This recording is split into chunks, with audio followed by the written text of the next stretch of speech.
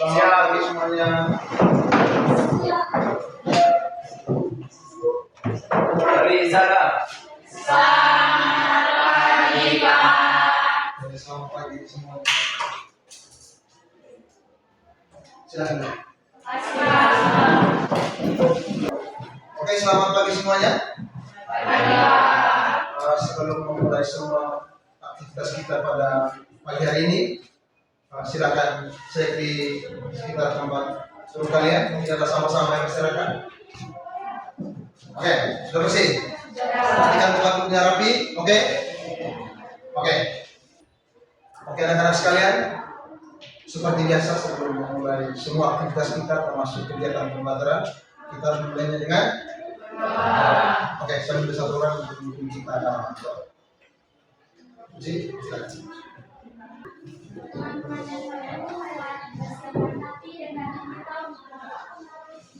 Saya berdoa menurut ajaran dan keyakinan saya yang benar. Dalam nama Bapa dan Putra dan Roh Kudus. Ya Allah dalam surga, terima kasih atas berkat dan perlindunganmu dari malam hingga pagi. Kami berdoa kepada Kristus Tuhan kami. Dalam nama Bapa dan Putra dan Roh Kudus. Oke, Suci, terima kasih. Oke, apa kabar kalian hari ini? Baik. Ada yang sakit? Tidak ada. Sehat semua ini? Dalam keadaan semangat semua di belajar ya? Oke, Pak ingin mengecek hadiran kita semua ya. Nur Ardina Rasti. Oke. Widiana Firanda. Hadir Pak. Matilda Renipati. Hadir Pak. Hadir. Kalista Gunatinda. Hadir Pak. Muhammad lagi. Ini semuanya 3 orang yang mengisi deh. Izin kemana mereka ini? Ada kegiatan kita kapan? Enggak. Oke, dalam rangka apa ini? Hariknas. Oke, adik-adik sekalian, kalau kita pernah membuat tentang kesepakatan, apa saja yang sudah kita sepakati bersama? Oke, tidak boleh main HP selama pembelajaran berlangsung. Apa lagi? Ya? Tidak boleh mengkata kasar. Oke, bagus. Apa lagi? Kalau keluar kemana? Keluar sudah. Oke, dari isi. Tidak boleh tidur di kelas. Oke. Jangan langgar ya. Oke. Sebagai warga negara, tentu kita harus mencintai kita punya negara Indonesia. Untuk menunjukkan kecintaan kita terhadap Indonesia, mari kita menyanyikan lagu wajib, salah satu lagu wajib kita. Semuanya ya? Oke, berdiri dulu, berdiri. Lagu Kau Persir ada yang tidak tahu? Tahu semua? Tahu. Jangan sampai ada yang tidak tahu. Kalau lagu cinta kamu bisa semua ya? Semuanya ya?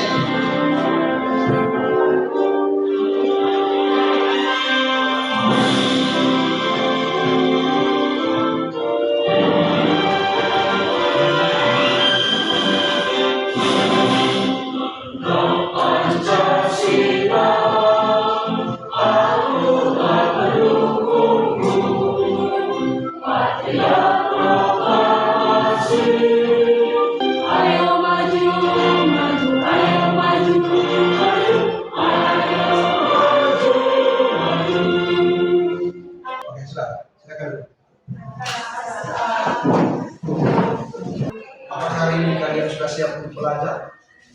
Siap. Sudah siap? Siap. Yakin? Yakin. Oke, harus yakinkan dirimu bahwa hari ini siap lah. Oke, Pak ingin mereview kembali materi yang sudah kita bahas bersama pada pertemuan sebelumnya. Minggu lalu kita belajar tentang apa? Cerpen. Oke, masih ingat? Apa itu cerpen? cerita pendek. Cerpen cepat, cerita pendek. Singkatannya cerpen, kepanjangannya cerita pendek. Apa definisi dari cerita pendek? Jangan kau bilang cerpen lagi. Cerpen cerita pendek itu sama. Bisa dibaca sekali. Tepuk tangan begini. Oke, apa lagi? Bisa dibaca sekali dulu. Tetap sama tidak dengan novel dan yang lain-lain? Dia lebih pendek. Oke, apa lagi? Selain pengertian cerpen, apa lagi tentang cerpen yang sudah kita pelajari? Unsur-unsur cerpen. Apa saja? Sekarang dulu. Unsur instruksi kan? Instruksi. Batinan fisik itu struktur Oke, ada instruksi dan ekspresi. Instruksi itu apa saja? Tema. Oke. Tokoh, pendokohan, sudut pandang, alur, latar, dan yang terakhir ekstremis. Nilai moral, nilai sosial, nilai agama, budaya. Kemudian ada unsur instruksi lagi, bagaimana hubungan karya itu dengan latar belakang latar belakang siapa nih? Bandung. Misalnya dia dari ND, bagaimana hubungannya karya tulisnya itu dengan lokasi tempat pengarang Quran. Oke. Hari ini kita akan belajar tentang puisi. Ini tujuan pelajaran kita hari ini. Oke.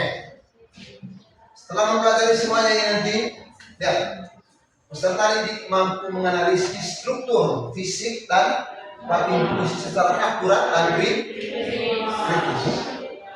Nanti kita akan analisis, nanti Pak bagikan contoh puisi. Nanti kita analisis berdasarkan struktur fisik dan struktur batin. Oke, sudah paham dengan pelajaran ini? Oke. Ada yang pernah membaca puisi atau mendengar orang lain membacakan puisi? Pernah? Oke, puisi apa yang pernah kamu baca atau orang lain pernah baca? Aku ingin karya? Oke, apa lagi? Kamu pernah baca puisi yang ada unsur budayanya? Puisi kan ada banyak toh. Ada yang tentang cinta, ada yang ada unsur perjuangan, kesedihan, tapi ada unsur budaya di dalam. Oke, pernah baca puisi, pernah baca budaya? Belum pernah? Oke. Apa yang kamu ketahui tentang unsur-unsur puisi? Ada yang pernah mengetahui unsur-unsur puisi? Garis kan? Tidak salah ini. Oke. Unsur-unsur puisi itu apa? Sudah tahu? Ngomong sudah, tidak apa-apa, tidak akan marah. Tidak akan marah. Ini proses belajar. Apa sudah yang kita tahu? Katakan sudah. Tepuk tangan. Ada dua. Coba keras dulu. Ada dua. Struktur puisi. Apa saja? Unsur fisik dan unsur batin. Oke. Fisiknya. Unsur fisik itu apa saja? Diksi. Apa lagi? Apa lagi? Pengimajian. Apa lagi? Gaya bahasa. Terapi. Unsur batin. Mana? Oke. Tema apa lagi? Oke. Apa lagi? Ada suasana apa lagi? Nanti kita akan belajar tentang fisik dan batin. Oke.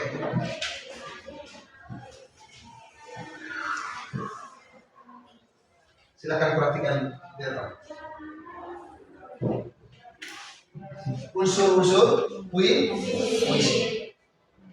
Tadi sudah dijelaskan oleh kalian bahwa unsur puisi itu ada dua. Yang pertama itu struktur fisik dan struktur matematik. Mari kita bedah satu-satu. Oke, puisi. Kita ke pengertian dulu. Ini puisi ini kita sudah belajar dari SMP. Makanya SMP sudah puisi ya.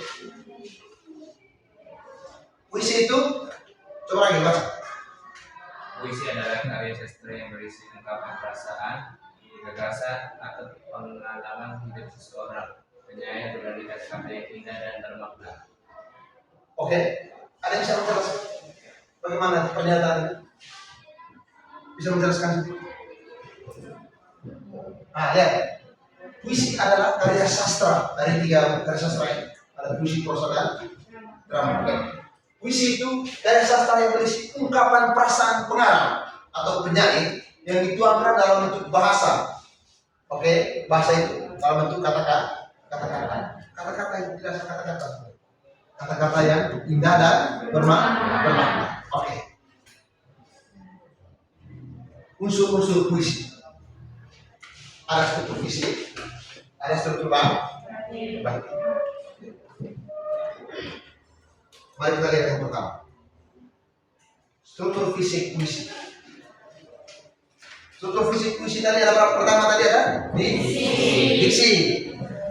Oke, Nona, silakan. Baca yang diksi. Struktur diksi. Menurut Kamus Besar Bahasa Indonesia, diksi adalah pilihan kata yang tepat dan selaras dalam penggunaannya untuk mengungkapkan gagasan sehingga diperoleh efek tertentu seperti yang diharapkan. Pemilihan dan penyusun kata yang tepat dan selaras dapat menyajikan makna kata yang terasa gaib dan kuat bagi pembaca. Oke. Diksi itu pilihan kata dalam puisi. Kita buat puisi itu tidak seluas sendiri. Kita mesti jeli memilih kata. Misalnya puisi tentang cinta. Contoh, puisi apa yang sudah kamu buat tadi? Aku ingin mencintaimu dengan sederhana. Diksi sederhana ini banyak dia punya maknanya. Sederhana tidak untuk kamu cantik, kamu apa segala macam, tapi ya itu biasa saja. Intinya itu rasa cintanya terhadap seseorang. Oke, ini pemilihan dan penyusunan kata atau diksi tadi yang tepat dan selaras dengan dapat menyajikan makna kata yang terasa gaib dan kuat bagi pembaca. Kuat, maknanya itu kuat seperti itu. Oke, yang kedua, diksi tadi pilihan kata dalam puisi. Oke, yang kedua, kata konkret. Bahasa kata konkret. Bisa. Kata konkret. Kata konkret. Konkret berarti nyata atau berwujud, dapat dilihat, diraba, dan sebagainya. Kamus Besar Bahasa Indonesia. Walaupun kata konkret bermakna sesuatu yang nyata, namun pilihan kata konkret dalam puisi terkait dengan kiasan atau perlambangan yang ingin disampaikan oleh penyair. Kata konkret itu sesuatu yang bisa dilihat. Nah, ini ya. Walaupun kata konkret bermakna sesuatu yang nyata, namun pilihan kata konkret dalam puisi terkait dengan kiasan atau perlambangan yang disampaikan oleh penyair. Kata konkret itu tidak asal dipilih dalam puisi. Ada maknanya, ada makna kiasan yang disampaikan oleh penyair. Ada pesan di balik itu. Oke? Yang berikut pengimajian. Oke, pengimajian. Kalista, bisa? Oke, pengimajian. Pengimajian pada puisi tergantung pada pilihan kata konkret dan cara merangkainya. Penghayatan makna kata dalam baris-baris puisi dilakukan melalui penglihatan, pendengaran, dan perasaan. Secara berurutan disebut imaji visual, imaji auditif, dan imaji taktil. Imaji itu penghayatan makna kata dalam baris-baris puisi yang dilakukan melalui penglihatan, pendengaran, dan taktil. Penglihatan itu atau imaji visual. Oke. Imaji pendengaran itu atau disebut juga imaji auditif, auditori, pokoknya yang audio. Oke? Nah, sampai kamu bedakan lagi nanti auditif dengan auditori, audio. Oke, imaji taktil berkaitan dengan segala sesuatu ya, bisa diraba, bisa. Oke, gaya bahasa. Ini gaya bahasa. Bisa bahasa? Oh, silakan. Gaya bahasa. Penggunaan gaya bahasa pada puisi adalah untuk dalam pengimajian. Selain itu juga digunakan untuk menyampaikan bahan maksud dan singkat. Penggunaan bahasa biasa membuat puisi lebih indah, menciptakan yang lebih kaya dan efektif. Oke. Gaya bahasa atau disebut juga apa ini? Majas. Oke. Gaya bahasa atau majas dalam puisi itu bertujuan untuk menciptakan puisi itu agar memiliki efek yang kaya dan juga efektif. Dia itu harus ada gaya bahasanya untuk memperindah puisi. Oke, gaya bahasa yang digunakan itu tidak hanya indah, tetapi juga bermakna seperti pengertian puisi tadi. Begitu. Ada berapa gaya bahasa itu dalam puisi? Ada banyak sekali. Sebutkan salah satu. Bola, sebutkan begini. Bola. Apa lagi? Ya. Metafora. Apa lagi? Personifikasi. Apa lagi? Oke. Personifikasi. Macam apa lagi? Metafora, hiperbola, ironi. Oke, dan lain-lain. Yang berikut tipografi. Tipografi ini apa? Tipografi. Tipografi menunjukkan susunan puisi yang membedakannya dengan karya sastra lainnya yakni prosa maupun drama. Oke, apa bedanya tipografi sama ini puisi dengan sastra yang lain? Dengan drama dan cerpen atau apa? Apa bedanya yang kemudian? Secara kasar atas itu. Bentuk puisi itu seperti apa? Bermain. Oke, benar sekali. Kalau prosa drama panjang. Kalau drama itu ada lakon dari situ. Ada pelak-pelaknya toh. Di sini tidak. Dia terus rapi, berbaik-baik. Ada baik pada tidak sumpah. Itu puisi lama itu dari pantun. Kalau puisi baru itu dan dia itu baik dan juga ada bentuk-bentuk yang lain. Oke. Sekarang kita struktur batin puisi. Yang pertama tema. Semua karya sastra itu baik puisi, prosa dan drama ini pasti selalu ada. Baik novel, cerpen, tema pasti selalu ada. Bahasa tema. Tema adalah gagasan pokok yang diungkapkan oleh penyair dalam sebuah puisi. Gagasan pokok ini menjadi dasar banyak sebuah puisi. Tema menjadi bentuk penyair untuk menentukan puisi dalam puisi. Tema itu gagasan pokok yang diungkapkan oleh penyair dalam sebuah puisi. Pokok dari puisi itu apa? Itu yang disebut dengan tema. Yang kedua, rasa. Struktur yang kedua itu rasa. Kita lihat bersama. Dari sini. Rasa adalah ungkapan atau ekspresi penyair tentang perasaannya yang dituangkan ke dalam puisi. Bagaimana seorang penyair itu atau pengarang menuangkan perasaannya dalam sebuah puisi. Dia tuangkan dalam bentuk apa? Dalam bentuk bahasa yang dalam bentuk. Oke, nada dan suasana. Ini lihat, nada dan suasana. Nada itu bentuk sikap penyair terhadap penikmat karyanya. Dalam hal ini bahasa. Nada itu ada banyak ya. Ada yang nada tegang, kemudian santai, syahdu dan lain-lain. Nada itu mempengaruhi suasana. Seperti apa nada itu pasti akan mempengaruhi terhadap suasana. Oke. Ini adalah aman. Sama seperti yang tadi, semua karya sastra itu pasti memiliki aman atau pesan moral yang disampaikan dari sebuah puisi. Sebuah puisi, sebuah prosa itu cerpen, ya. Maupun drama. Ada pesan yang ingin disampaikan oleh penyair atau penulis di sana. Oh, yang terakhir sudah selesai. Oke? Sudah paham terkait unsur fisik dan batin puisi? Sudah. Ada yang belum terakhir sudah? Sudah. Di tanah detu Kelly, kaukah pahlawan itu? Tercatat di sepanjang sejarah bangsa, terukir pada sederet monumen-monumen. Sejarahmu berani mampu melawan penjajah. Ironisnya, kami tak lagi peduli bahwa kau telah mengekang nyawa demi tanah ini.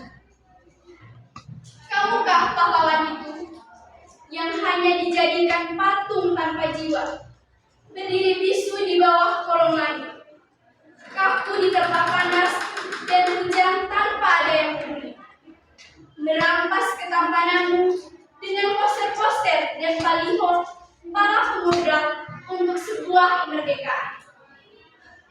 Kamukah pahlawan itu terlahir dengan sikap dan sifat tiada lelah, begitupun tidak lengah apalagi pasrah menantang penjajah. Sketsa dan namamu terhibur agung di patung, kokoh berdiri pada ikon zaman ini. Babung Marilonga, keperkasaanmu membuat kisah kesatriamu tak pernah lekang dimakan waktu. Tanah Batunggere jadi saksi nafas perjuangan. Kisahmu menyadarkan kami bahwa dengan keterbatasan kami mampu meraih cita, mampu membangun dua olah Emilio Sarekawe. Uramai kita beke, resimai kita penda.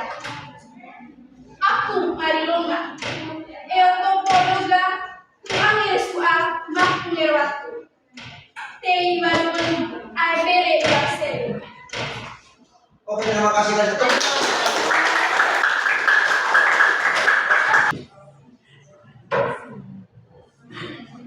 Oke, untuk memperkuat pemahaman kita mengenai unsur fisik dan batin puisi, mari kita lihat teks puisi. Oke, Pak akan berikan dari KPD. Nanti isinya itu kamu menganalisis unsur fisik dan unsur batin dari puisi. Berdasarkan apa yang sudah kita bahas bersama tadi. Diksi, apa segala macam. Oke, silakan kita membentuk kelompok.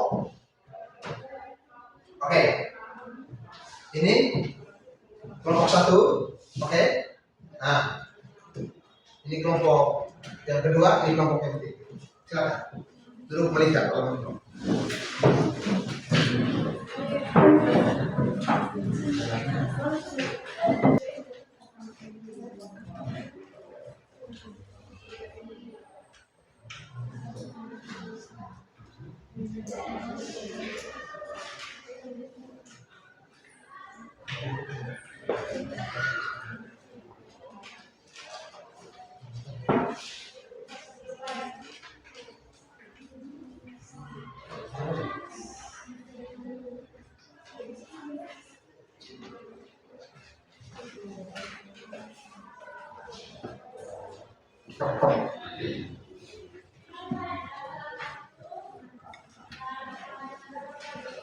Oke, sekarang perhatikan di sini.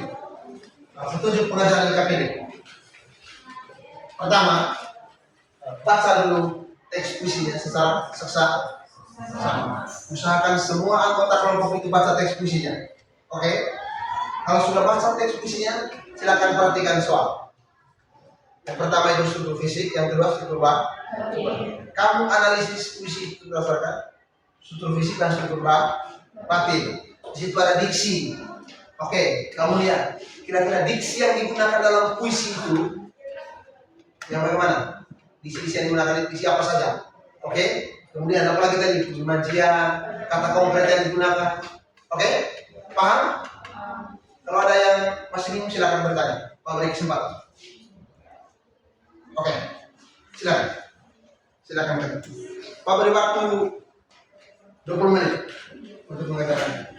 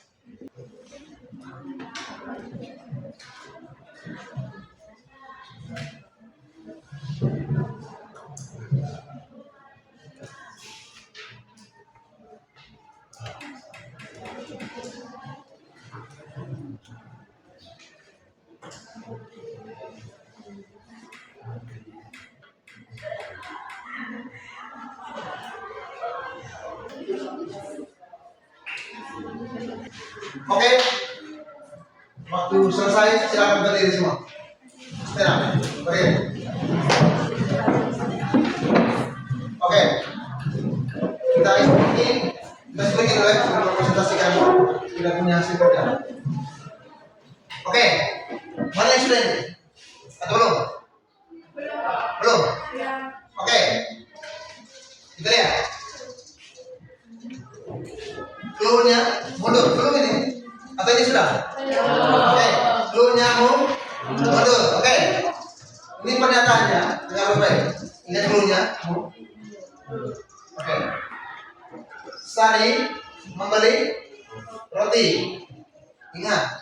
Dani membeli cendol. Oke. Novi membeli manisan. Maka Tony membeli. Ingat.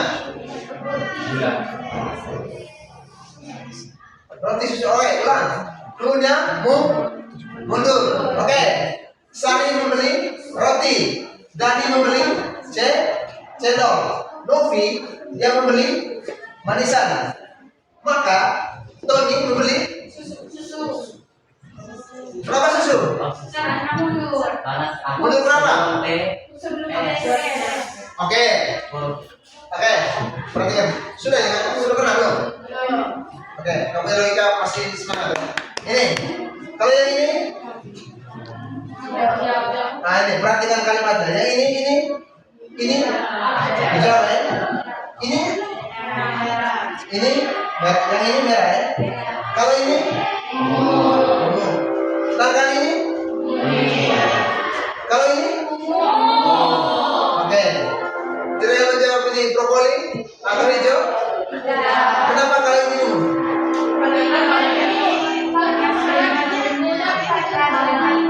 Oke, perhatikan kalimatnya penting. Oke, tengah. Ternyata masih konsentrasi. Oke, sekarang saya minta kelompok 1 untuk presentasi pertama. Selamat pagi Pak Guru dan teman-teman. Terima kasih atas waktu dan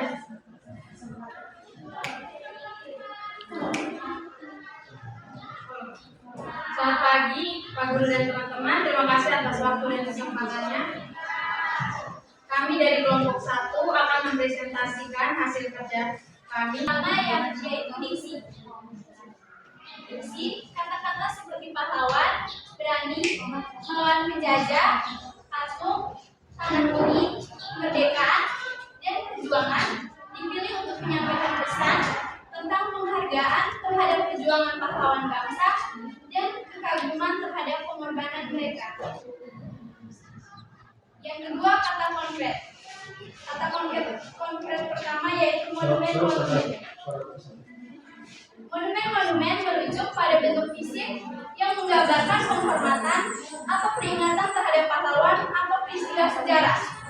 Yang kedua, langit merupakan elemen alam yang menjadi latar tempat patung pahlawan berdiri. Yaitu di bawah kolong langit memberi gambaran visual yang jelas tentang keberadaan patung yang terawat.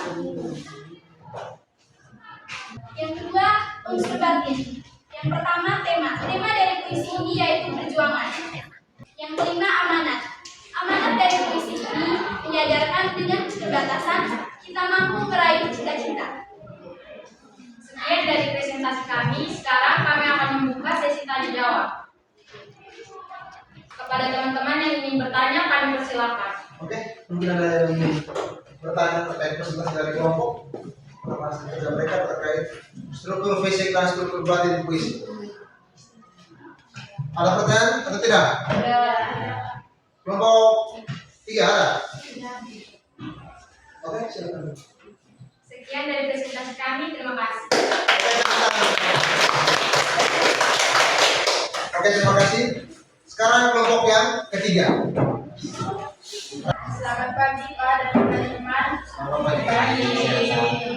Terima kasih atas kesempatan yang diberikan kepada kelompok kami, kelompok 3, Analisa struktur fisik dan batin puisi di tanah waktu ini. Unsur puisi yang pertama merampas ketampanan. Hal menunjukkan bagaimana poster dan baliho mengalihkan perhatian dari nilai sejati pahlawan itu sendiri menjadi sesuatu yang tidak berguna. Yang kedua, sikap dan sifat tiada lelah. Menyoroti keturunan dan semangat perjuangan pahlawan menunjukkan contoh yang harus diikuti oleh generasi sekarang. 2. Fakta konkret. Kata konkret. Patung merupakan simbol penghargaan terhadap pahlawan yang telah berkorban. Tetapi dalam konteks puisi ini, patung tersebut digambarkan sebagai tanpa jiwa, menciptakan kontras antara penghargaan fisik dan kekosongan makna. 3. Pengimajian. Visual berdiri bisu di bawah kolong langit. 4. Gaya bahasa. Hiperbola. Kisah kesatria tak pernah lekang dimakan waktu. Menggunakan hiperbola untuk menekankan bahwa kisah perjuangan pahlawan tidak akan dilupakan meskipun waktu terus berjalan. Suasananya semangat. Kutipan di dalam puisi ini, Pramuka pahlawan itu terlahir dengan sikap dan sifat tiada lelah. Begitupun tiada lengah, apalagi pasrah menentang penjajah. Sketsa dan namamu terhimpur agung di patung. Kokoh berdiri pada ikon zaman ini. Babo Marilonga, keperkasaanmu membuat kisah kesatriamu tak pernah lekang dimakan waktu. Yang terakhir adalah amanat. Amanat dari puisi ini adalah jangan menyerah terhadap keterbatasan. Kutipan dari puisi ini, kisahmu menyadarkan kami bahwa dengan keterbatasan kami mampu meraih cita-cita, mampu membangun Nuaola Endelio Sarekau. Sekian dari presentasi dari kami. Mungkin teman-teman ada yang ingin mau bertanya, kami membuka sesi tanya jawab. Oke, silakan bertanya. Mungkin ada hal-hal yang ingin ditanyakan atau sanggahan, masukan, kritikan, silakan. Ada tidak ada? Oke, silakan dulu. Sekian dari presentasi. Terima kasih atas perhatiannya. Oke, tepuk tangan. Oke, sekarang kita akan lihat bersama kesimpulan dari LKPD yang sudah dikerjakan tadi. Yang pertama, fisik ada di diksi. Oke, ini diksi ya. Diksi itu sama lihat, ini kata-kata yang digunakan dalam puisi. Kita lihat di sini. Kata-kata seperti kata pahlawan, bukan pilihan kata. Puisi ini kan puisi tentang perjuangan. Berarti kata-kata yang identik dengan perjuangan itu ada kata-kata pahlawan. Pahlawan ini diksi, dipilih di diksi. Maksudnya kata-kata yang padat. Pahlawan maksudnya ini orang yang telah berjuang untuk mempertahankan segala sesuatu, bisa mempertahankan tempatnya itu. Kemudian ini melawan penjajah, patuh, kemudian tanah ini, kemerdekaan, diksi-diksi yang menggambarkan perjuangan. Ini merampas ketampananmu dengan apa tadi? Porter-porteran, baliho-baliho. Ini ya, tunjukkan bagaimana porteran baliho mengalihkan perhatian dan nilai sejarah dari pahlawan itu sendiri. Ini. Oke. Yang ketiga, menjadi saksi nafas perjuangan. Ini menggambarkan bahwa tanah tempat mereka berjuang menyimpankan cerita emosi dari perjuangan itu. Misalnya tadi Batu Gere sebagai saksi nafas perjuangan. Batu Gere menjadi saksi nafas perjuangan. Oke, dia menjadi tempat dia berjuang. Waktu mempertahankan tanah Ende, lebih khusus Endelio. Oke, kata konkret tadi sesuatu yang bisa dilihat. Nah, ada monumen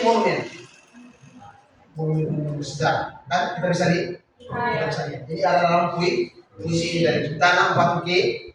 Menurut pola fisik yang menggambarkan kehormatan atau peringatan terhadap pahlawan atau peristiwa sejarah. Kemudian ada patung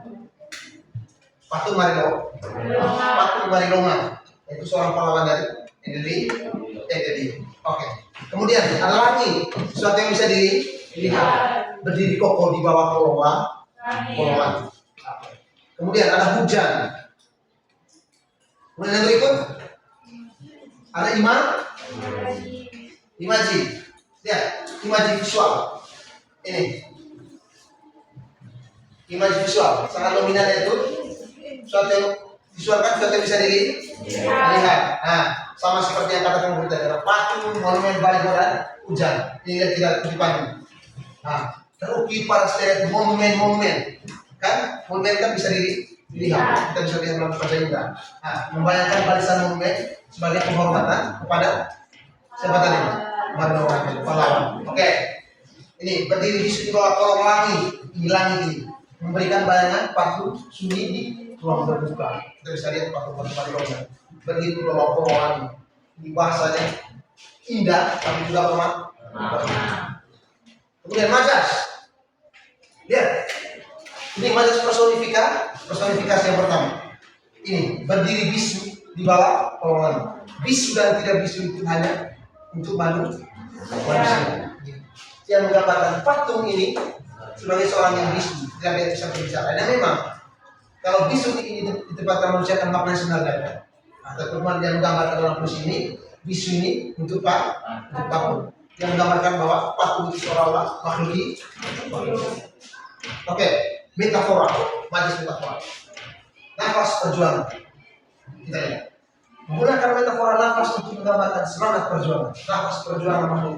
Semangat perjuangan ini yang tak terlekam oleh waktu. Nah, ini yang terus hidup dalam tanah dan barisan perjuangan. Metafora nafas perjuangan, maksudnya semangat perjuangan. Oke? Ini tipografi tadi. Bentuknya terlihat di beberapa baik. Ada 4 baik. Satu baik terlihat di berapa? Satu baik seperti ini. Bukan baik ya. Satu baik terdiri dari berapa baris? Ada apa lagi tadi? Ada tanda yang di situ. Kemudian ada yang panjang, ada yang pendek. Tipografi dari puisi.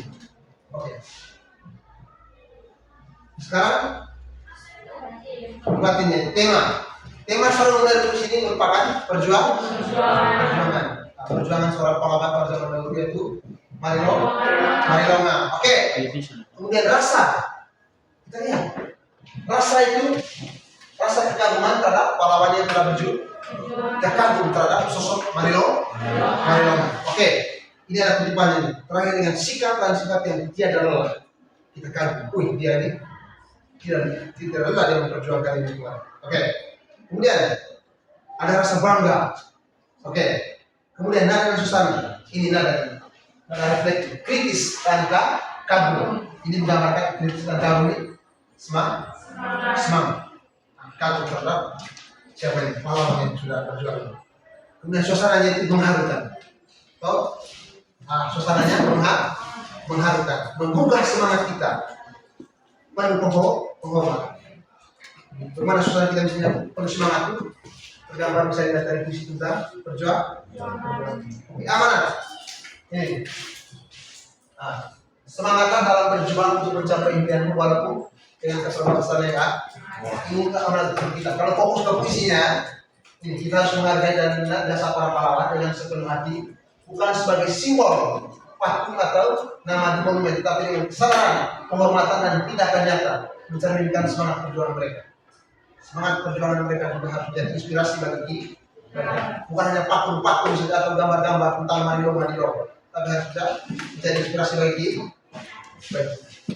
Oke, mungkin Anda bisa menentukan pelajaran hari ini, saudara. Dari pertama saja. Oke. Mungkin Anda bisa menentukan, saudara. Bertanya, bisa menyimpulkan apa yang sudah kita pelajari tadi? Kalista, ini bisa? Apa yang sudah kita pelajari tadi? Oke, apa saja? Ya? Unsur fisik dan apa saja tadi? Diksi, untuk fisik ya? Diksi, konkret, pengajian, oke. Batinnya, oke. Oke. Oke. Ingat ya, ingat tadi bagaimana suku dan batin itu dalam isi temanya tadi dalam perjuangan. Oke, kemudian amanahnya tadi, walaupun keterbatasan yang ada, kita tetap bisa merealisasi cita-cita. Oke. Sekarang kita merefleksikan pelajaran hari ini. Bagaimana perasaan kalian setelah belajar tentang suku dan batin itu hari ini? Senang atau masih marah? Saya tidak paham. Paham? Yang paham angkat tangan? Dan yang masih senang? Angkat tangan. Yang paham dan masih senang angkat tangan. Ragi dan tidak senang. Oke. Kamu paham materi hari ini? Oke. Menurut kamu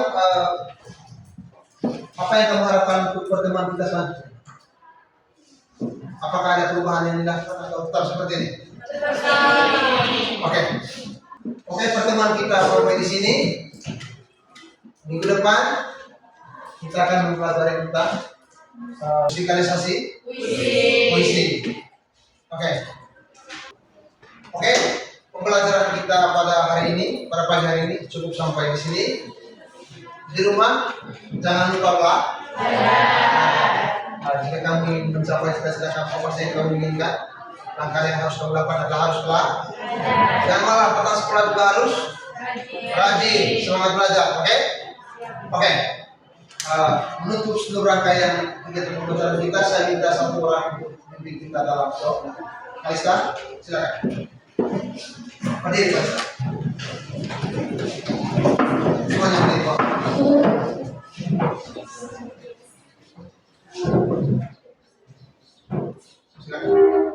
Teman-teman dan saudara sebelum kita berakhir, semua rangkaian kegiatan kita hari ini adalah kita siapkan hati dan batin kita untuk berdoa. Izinkanlah saya berdoa menurut Katolik. Dalam nama Bapa dan Putra dan Roh Kudus. Ya Allah Bapa yang di surga, puji serta syukur kami haturkan kepadamu atas karunia yang Engkau berikan pada kami. Terus Tuhan kami. Dalam nama Bapa. Oke, terima kasih Kalista, silakan duduk kembali.